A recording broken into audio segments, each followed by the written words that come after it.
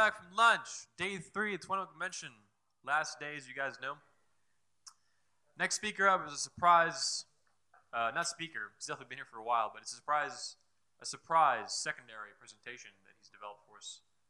It's going to be from Steve Mayeda, now a 8-event speaker of the 21 Convention with like 10 speeches now on his belt. Yeah, I think that's actually the correct numbers. And this speech is going to be on, as you can see, seduction and fighting, but the title is Sex and Violence. It's going to be a 30-minute evolution on self-defense as it's incorporated into this event. So something Steve has kind of spun off and made his own. He's going to own that shit. It's going to be awesome. I think he has the blessings of Ed Aiken, right? Maybe. Yeah? We'll see. And it's going to be awesome. So if you guys can give him your full attention and a round of applause, I appreciate it. All right. Yeah. Okay, guys, so this is, thanks for the great introduction, and also I know you guys just had lunch. It's going to be real quick. One, I really like to teach application of stuff, and in the previous speeches, there was a little bit more theory, so we're going to move fast here. We just got about 30 minutes. What I want to talk about is sex and violence. These are two kind of big things in my life. When I got involved in seduction, it wasn't, look, my main motivation was not necessarily to lay a bunch of women or do all this stuff. When I was signing up for email lists or when I was interested in this stuff, it wasn't to get a lot of attention as like a pickup guy or anything like that. Now, don't get me wrong. Those things all mattered at different times.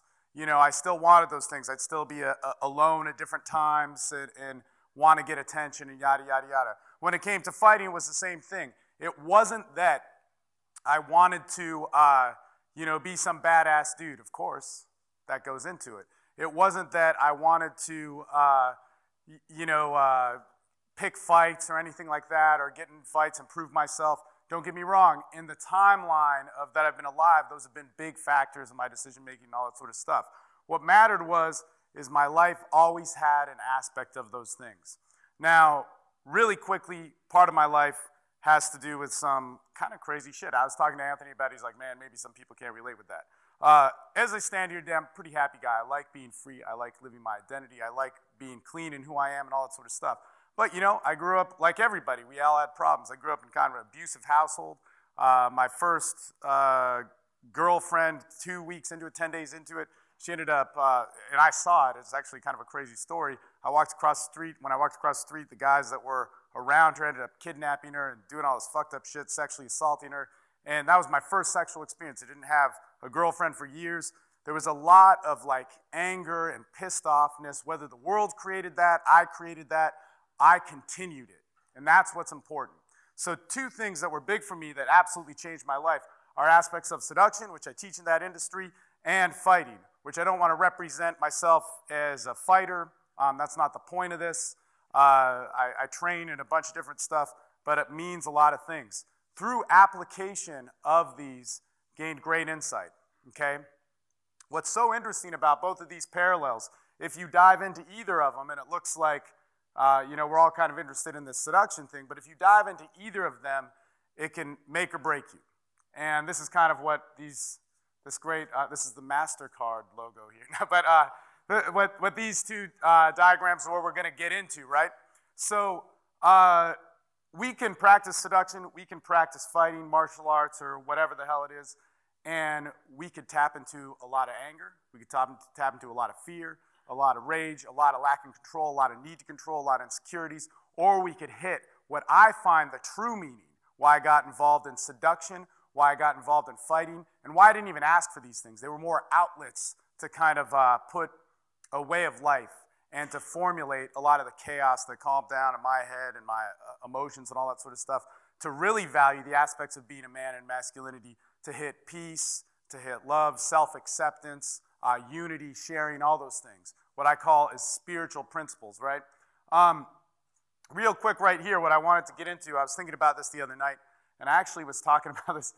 This speech kind of they were like, hey, do you want to give a speech that has to do with something a little bit other than seduction and maybe some self-defense stuff? And I'm like, well, okay, this was 2 days ago. So I started thinking about this stuff, and I thought, man, what makes seduction work, what makes fighting work is right here. They're both forms of communication. And if we look at this, and we can take this principle and start to apply it to many, many things, is if you imagine this is the seducer. Let's say this is you. This is you applying some of the great stuff you heard from whoever you heard speak and yada, yada, yada, and you're applying the techniques to put into action. And this is the, hopefully the female, not animal, or is that legal in Australia? Because if somebody's got to take me sightseeing. But this is the action. All the technique, all the theory, all the ideas, all that sort of stuff means nothing if it is not represented by true action, okay? And the same thing goes for fighting. That was really important. I have a couple of teachers, but my main teacher is Master Ed Aiken, as I will call him, and he is a JKD practitioner. He's a Brazilian Jiu-Jitsu black belt. He helps me out in like many, many things. Part of the idea of JKD, it's Bruce Lee's martial art, which really wasn't an attachment to him, but it was to learn anything that worked, all right? And of course, you could follow tradition, you could follow, the different katas or whatever forms, which are all great, but if it cannot work in a fight, it's meaningless. Okay, so what was really important is we take the martial art, the martial artist, putting an application of that without sparring, without actual fighting, without awareness of what the human body, human mind is capable in those different situations, it's pointless, okay? And fighting, just like seduction, is a communication. That's what these two circles represent, is two things intersecting. When they intersect, that is where the verb, the action happens. Fighting does not have to be violence, though. And this is where we get into sex and violence. Last night, some guys were asking me about, what was it? And there's nothing wrong with this, and if we want to just keep the microphone live, I don't know, and whoever wants to pass it around. If you have a question, please raise your hand. I'll call on you when that time is appropriate or whatever.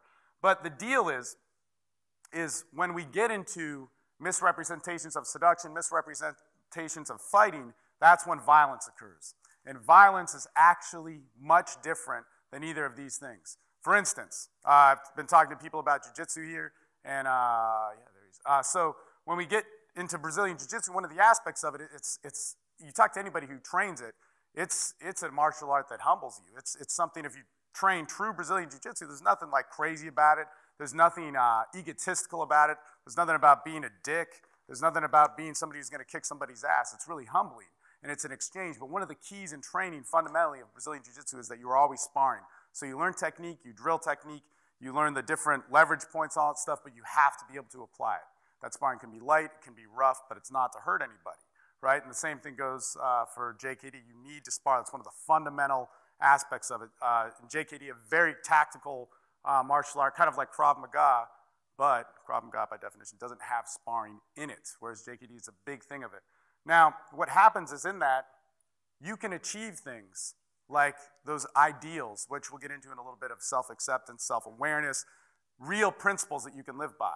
You can have affairs with people sexually in any realm.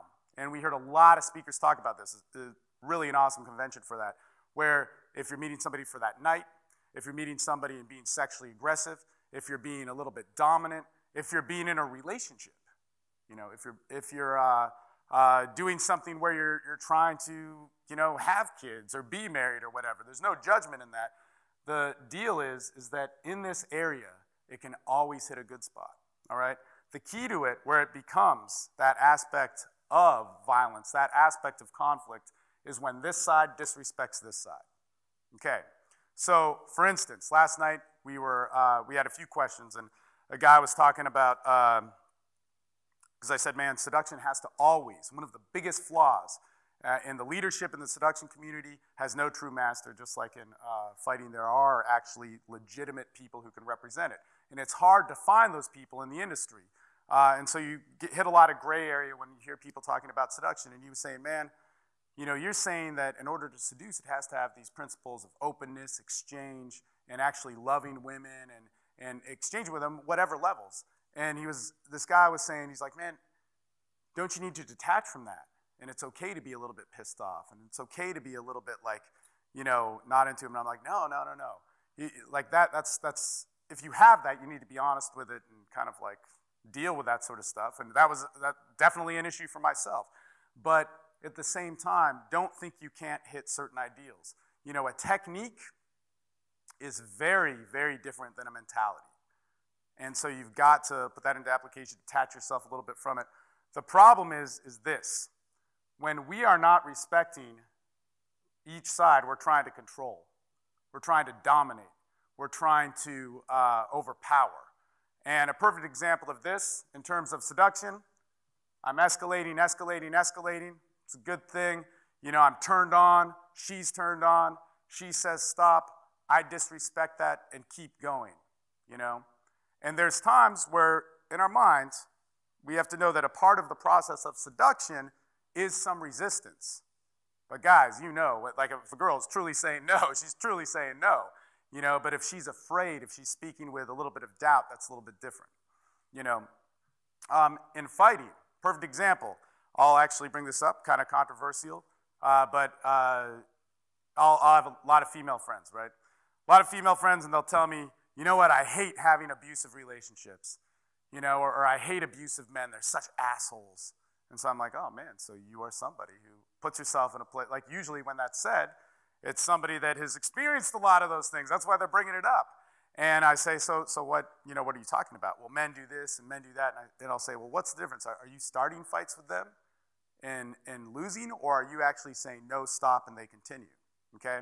So there's a difference between a fight where it's an exchange and when somebody is saying no, stop, and that side continues. When that happens, that's when we hit to that level of violence. Another example in terms of seduction, everybody, I mean, I love sex. I love having sex in lots of different ways. I've experimented with a lot of crazy shit. And one of the things with having so much kind of, you know, anger, confusion, or whatever that had to do with my sexuality, that means my identity as a sexual being and how I acted out on it, was that I would have sex with people, and whether I'd watch porn or a woman would tell me something and she'd say, spank me or choke me, and I'd be like, oh man, women like to be dominated and abused or whatever. No, much different. It's serving the exchange. Yes, there may be times where there's dominance. You might be like, you know, choking them, and you could choke them lightly. It works that way. It's more of the effect of it. You could be fucking them hard. They might say, spit on me, spit on my mouth, whatever. Those aren't acts of violence. When we confuse the two of those and we don't hold on to the idea of exchange, we kind of pollute and pervert the ideas of sexuality. This is actually an interesting story. Where I learned this was, actually where I got a lot of this was like my buddies who were in the porn industry. It's one of the guys, it's Eric Everard's birthday today, happy birthday. But they would explain to me, they're like, man, like it's not about hating women. I thought the same thing. You know, it's about loving women, and women love this, and this is how I do it. And you've got to get that, or else you'll just go in this circle. You know, it's kind of like Mark was talking about north-south, trying to do both things at once. It's not going to work. It's going to conflict, and then there's only going to hit confusion. But the deal this is a fucked up story. It was Christmas Eve, and I was hooking up with a girl. This was, God, man, years ago. I was hooking up with a girl, and, you know, I was really trying, like, hadn't had sex, and I really wanted to, and whatever. And we're hooking up, and she bites my lip. And it, like, hurts. And when you bite, you can't really talk. And I'm like, oh, yeah, you want to be rough. So I rough her up back, right? And she bites harder. And then I'm like, all right, okay, you know. And then I'm like, okay, stop. And she starts laughing, you know, with my lip in her mouth. And I'm like, oh, fuck. And she bites harder. And I had to start, like, you know, you can't do anything because you can't push somebody away. But, you know, I start trying to, like, give her some discomfort and choke her or whatever, you know, to get her off, you know, with my arms. And eventually she stops. Anyway, stupid me continues to have sex with her. And what was so interesting is when I was having sex with her, I'm exchanging, right? I'm getting turned on. It's a little bit rough. And what was so weird and odd about this, I started to get more and more turned on, you know, in that sexual vibe. And as soon as that happened, she acted out violently. And the big difference wasn't like slaps. It wasn't like, you know, hit me. It was like gouging at my face, biting my face. But dude, and idiot me, I continue on with it. I was black and blue Christmas. It was like totally fucked up. But that was the difference. It's totally fucked up, man. It's totally fucked up. I mean, it was retarded. And everybody's like, what happened? I'm like, well, like, why didn't you just leave? I'm like, yeah, because I thought I could, you know, somehow control this thing. It really made me believe in, like, demonic possession, too. But anyway, the thing was, that to me was the definition of violence. And what would happen is when she would hit me in like closed fist or whatever, and I remember her, I was going like, okay, this is not cool. And she's like, you pussy. I never thought this would come from you. And like, she really wanted to be fucked up. She wanted to be hurt. I could not sustain an erection. I wasn't turned on as soon as that would happen. And I kept trying to go back and work some level of seduction. But that was the difference for me, which really showed me, wait a minute. You know, when I'm pulling a girl's hair, when I'm doing something which might be a little bit aggressive, when I'm doing something that might even be like a little bit degrading, or it can exchange both ways, you can do it to me. It's an exchange. It's serving what we like. It's serving into this type of physical pleasure that we are enjoying together. And it's dependent upon that. So, what else did I write?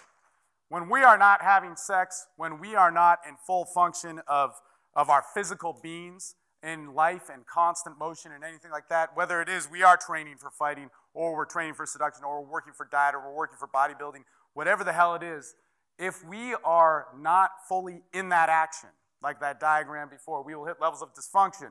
And there's a whole bunch of these things. But we'll hit anger, we'll hit frustration, we'll hit isolation and alienation, two different things. This is I choose to be by myself and not partake. This is that I push people away, all right, and blame other people. I'll get depressed, I'll be afraid, I'll hit guilt and shame. And a lot of these things we talked about are internal defects. That means it doesn't matter what I start putting in my life, it'll go through the filters of guilt and shame and judgment and all that sort of stuff, and I will ultimately isolate, alienate myself from a bunch of people. Now, in seduction, I've felt those things. What's so amazing about fighting, it depends where you're fighting. If you're not in the act of fighting, you won't be humbled or you won't be set back to balance.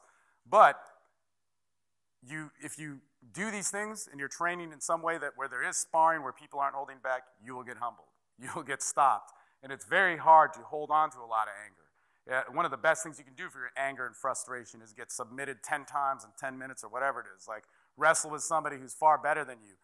Spar with somebody that you just can't get inside with. And that's a huge, huge thing. One of the other things we were talking about just before the break is when we are out of touch with these and we decide to act on violence or we decide to act on control, we get into levels of rage and frustration that are almost impossible to control. For instance, somebody was talking about self-defense and knives, and we train like knife fight. Dude, nobody wants to get in a knife fight. Nobody, because that means I get hurt really bad if I'm holding it, or somebody disarms me or I hurt them really bad, or whatever the hell it is. It's a fucked up situation. Same thing I'd say for any sort of weapon. You want to use that last, and even your hands. But check this out. If I'm fighting somebody, when we hit those levels of frustration, or if we've dealt with some sort of trauma or emergencies in our life, what happens is we black out, okay? We black out. If I black out while punching somebody with my fist, I'm going to black out for maybe 5-10 seconds. I could cause some serious damage. But if I black out while holding a knife, that is causing major, major fucked up damage. And those types of things, which when we misuse and abuse, it's a fucked up thing. Same thing goes for seduction. When I'm hitting different states, when I'm having sex with a woman, when I'm hitting different planes, I find it like meditation. Meditation even in action. Whether I'm having sex that's aggressive or fast or slow or just really calm and paced, it doesn't matter. I'm in a different zone. But some part of that zone I believe is so divine that I can't control. If I'm misusing that, if I'm out of touch with my identity, if I'm out of touch with myself, if I'm still afraid of who I am, if I still have anger towards women, or if I let that into my exchange so I can perform a technique better, it's going to get all out of control. I start having sexual experiences with people I don't want to experience with, and feeling things I don't want to experience while having sex with them. I get lost. When I get lost, I get afraid. When I get afraid, I start to control. All right, so these are some of the things when we move into that dysfunction. The key to getting out of this is to get into action on it. Do the functional tool. To push your comfort zone is a great idea, but if it is not serving a result and being let go of once that result is achieved, it's going to lose its functionality. All right, so what we have here is this is something which I feel is real important. One of the things that I love so much about applied, like martial arts or fighting, and even when it comes into seduction, is moving in this area. A lot of times, and I've spoken about this many times before, but we have technique. Our technique defines application. This is like who we talk to, why we talk to them, the situations we talk to them. So we learn some like crazy, outdated PUA stuff circa 2007, and we're wearing fuzzy hats and shit. Where does that work? Well, our application is allowed in a nightclub, right? And then that serves our identity. We get this lost frustration. Remember, we go into the dysfunctions. We start getting pissed off, mad, whatever, because people aren't attracted to us. They're attracted to a facade and an image. Now, one of the things that I think is so important is everybody's an individual, you know? I can't practice Brazilian Jiu-Jitsu like anybody else in this room. I can't practice sparring like anybody else in this room. I couldn't practice diet like anybody else in this room. It is dependent upon my identity, finding out who I am, what makes me work, what makes me function, and what fuels me, what I'm attracted to, what's attractive about me. You know, those are really important things, especially when it comes into social interactions. I need to know what I want. I need to know who I am. That is going to define my application. If I'm somebody that doesn't like dressing up and staying up late or whatever, or being in nightclubs, then I'm not going to pick applications that move in that direction. I'm going to pick applications that are tailored towards me, and then my technique is going to be based on that. The results of my technique is going to feed back into my identity. Okay, same thing for fighting, same thing for application in terms of you know, sparring, boxing, whatever it is, kickboxing, savate, yada, yada, yada. It's going to be dependent on who I am, my speed, my strength, my stamina. If I have, you know, if I'm more of a cognitive fighter, if I'm somebody that likes to feel things out more, it's going to define how I put out my application, how I approach, how I engage, you know, how I even pick my opponents. And then my techniques are going to be applied. The execution and the results of that, whether they're failure or their success, is going to feed back to who I am, and the evolution can take place. We'll have constant growth if we move in this direction. You can apply it to any single one of your goals, whether that's business, God, man, if it's some of the fitness stuff that we've heard about, I do the same thing in terms of diet.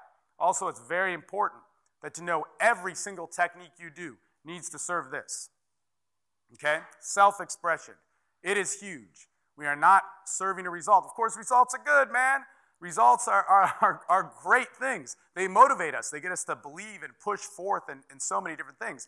But every single technique that we learn, all right, whether that is to be bold, be direct, be indirect, be passive, be more aggressive, be sexual, start yanking girls around, you know, start you know, grabbing people by the neck, pulling hair, all that sort of stuff. That is an outlet of self-expression. You know, if I'm focusing on my diet, if I'm changing my diet, if I'm, you know, being inspired by whatever it is, being a vegan, being paleo, eating grass-fed stuff, yada, yada, yada, that is an outlet of my self-expression. When I get results on that, whether they're failure or their success, I'm going to then self-explore. Through sex and seduction, I found out so much about myself. I realized when I got rejected, I got angry. You know, I got sad, I got depressed. I could do the same outlet of self-expression, be the same person, right? Same application, same technique, and get, you know, success, and I could get failure. I could get both of those things. When I succeeded, I thought I was the shit. When I failed, I hated myself. I'm like, what the fuck? Why am I so angry? Why am I so upset? And thus gave me an opportunity to explore who I am. This is why I think socializing and sexuality are such important fundamentals of who we are. Through that, I then had to learn how to accept myself, take a look at myself. All right. You know, one of the best pieces of advice was, you know, I was talking to my buddy about, God, man, there's so many different levels. I could talk to so many different people about this, even my trainer, Ed. And I could say, man, you know, if I'm having all these experiences with women and, you know, it's good, it's bad, or whatever, and it's pissing me off, one of the things that Ed would say is he's like, hey, look, then that's who you are. You have to realize that. The only chance that you have through transitioning through that is accepting who you are. It's the same thing that he would talk to me about in terms of fighting. He's like, look, man, you're a shorter limbed dude. You don't have reach. I'm not James Marshall. Who was like, so am I going to have to spar with you up there? I'm like, fuck, I don't want to, man. I couldn't even get close, you know, if he just keeps me away with his long limbs. So I need to learn different ways of self-acceptance of how to use that. If I'm an angry person, that's okay. I need to first say, all right, this is who I am. This is how I'm going to accept who I am and live my life, right? Once I can come to terms with that, a level of evolution can take place. And this is where we get into self-love, which is the ultimate thing. The only way that I can truly seduce, because it's a process, we're going to make mistakes. The only way that I can truly put myself into action is to allow myself to screw up, allow myself to mess up. But in that process, where my end goal is, to get there is I need to be able to love myself. That's the only way I can love my situations, love my interactions. And the closer I get to that, because life is also in constant motion, it's always moving, I am going to grow more and more, is a truly expressive being.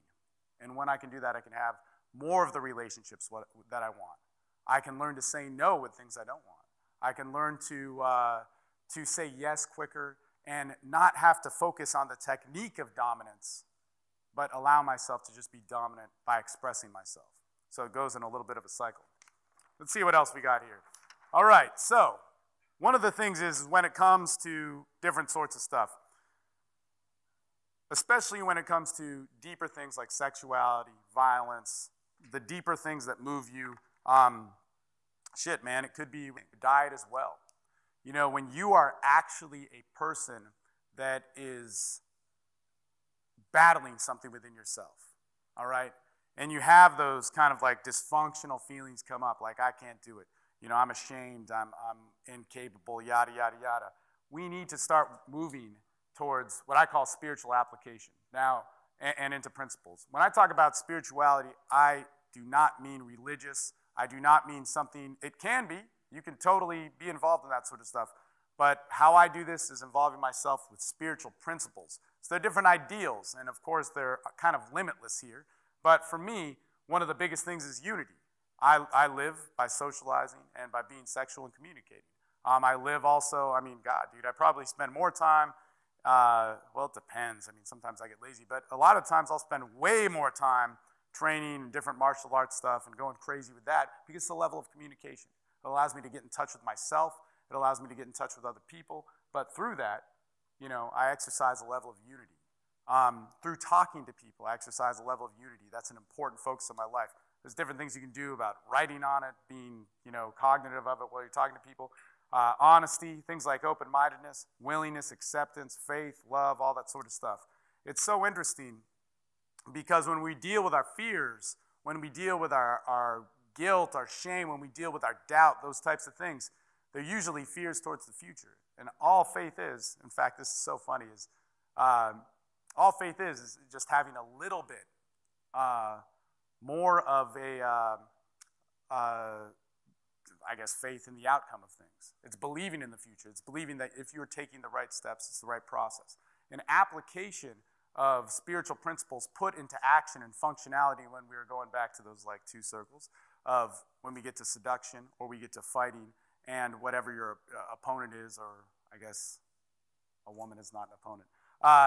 But when we ever get with who we're communicating and exchanging with and we start applying these things and we put those into action, then we can find awareness in it. That being said, guys, it's just about out of time. So if anybody has any quick questions, I don't know if we have 2, 3, whatever, it's your call. Hit it up. Nothing. Speak now, forever hold your peace. This man in the black shirt. Yes, that's right. Yeah. So you talked about Krav Maga real briefly and then Brazilian Jiu-Jitsu or JKD? Yeah. Is that right? Can you elaborate a little bit more on like what guys should really take an interest in when they go back home? Well, I think, to kind of bring it back to what should they look for in their hometown? Yeah, what my teachers say is all martial arts are good. What I would say is the best thing it would come down to is something with sparring. So something with movement and where you're challenged by someone else. One of the great things about boxing, kickboxing, and I've done a bunch of stuff, is when you're man to man. It isn't that through that, it's actually through that you achieve unity. It isn't competition. It isn't an outlet for anger. Those things will stop and fade. Those are things that we can't hold on to. Emotionally, we can hold on to, but physically, when we're in action, we cannot hold on to them. I mean, they're fleeting, basically. They disappear. But emotionally, we'll hold on to that shit and it'll define our lives in these massive ways. So when somebody's sparring, it's a key thing. And it's not competition. This is so interesting because in seduction, I'm guilty of it too. I love to make it like a bragging rights thing. I did this and that. But the true element of when I'm with a woman, there's none of that in my head. When the action is happening, there's no competition. It's just expression, right? afterwards with my friends or whatever. But the same thing with fighting. We always hear these people bragging about fighting. Yeah, because afterwards it's happening. But when it's happening, that it cannot exist. You know, the action takes away from it. So sparring is a key element to it. Yes, sir. Thanks for the speech, Steve. It resonated with me in a way that I don't fight, and I'm not really interested in martial arts, and all the power to you for doing that. But I get my sense of, I guess, meditation when I play sport or play soccer, and I really lose myself in the game. Right. So is that Totally. possible? Like, for instance, we always hear this spirituality tied with martial arts, which is there, and you can take from it. But the reason why that was there was because of the application of it, because it's an intense thing. When you're, whether it's Japanese-style martial arts, Chinese, or stuff that comes up through Brazil or wherever, these people went through pretty crazy shit when they were actually fighting or seeing something. We see this with PTSD, we see this with guys coming from the war, and there has to be, in order to sustain that, in order to congratulate something that they're doing, they need to learn an outlet to manage that. And a lot of that comes to a form of spirituality. But let's also take into other elements of spirituality. What I mean is like something that everybody can do. I'm not trying to align to a religion. Like a principle means a religion can make it work or something else can make it work. But that principle, that feeling, or if you want to call it flow, whatever it is, but that comes from the joy of being alive. You know, I was talking outside during one of the breaks, and it was like, man, nothing in nature really worries about if it's in the right state or not. If there's trash on the ground, plants learn how to grow, or they don't, you know? And that's what life is about. We're living beings first, and then we're allowed to think. And we can make that a beautiful thing, or we can make that a screwed up thing. So martial arts aren't necessarily like so that you fight and practice violence. It's so that you get in your body and have application. However, through that action, you will learn a way that you challenge yourself, you challenge what you think. Experiencing and talking to somebody can be the same thing, or whether it's football, soccer, yada, yada, yada. Thanks. Yeah. I guess that's about it. We'll talk outside. All right. Thank you, guys. We got some great speeches ahead. And don't forget to live life, be awesome, be social, be sexual, all that sort of thing.